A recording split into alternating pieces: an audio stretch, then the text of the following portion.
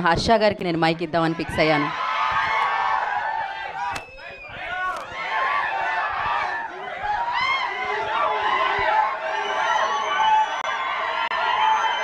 అరే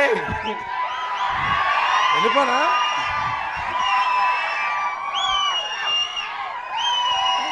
అరే paid publicity అనుకుంటారా? అరే అరే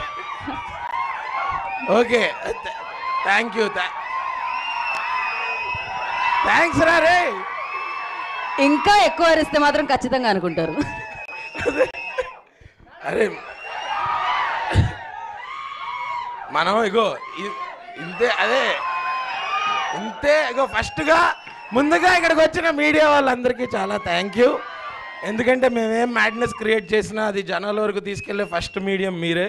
సో నేను చాలాసార్లు చెప్పాను, ముందు ముందు కూడా చాలాసార్లు చెప్తాను. Thank you. అండ్ అరే ఇదే ఎనర్జీ 17th థియేటర్ల దగ్గర లేకపోవాలి, అప్పుడు చెప్తా.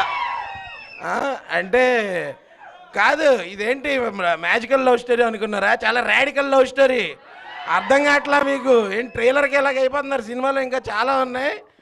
మరి రాధికల్ అంటే ఇప్పుడు చూడు, ఇద్దరు పౌరుల పంచాయతీ సిద్ధు అన్న ఇస్ లవ్ స్టోరీ. అంతకన్నా బెటర్ కాంబినేషన్ చూపిస్తే లైఫ్ టైం సెటిల్మెంట్ ఎవరికన్నా సరే. సో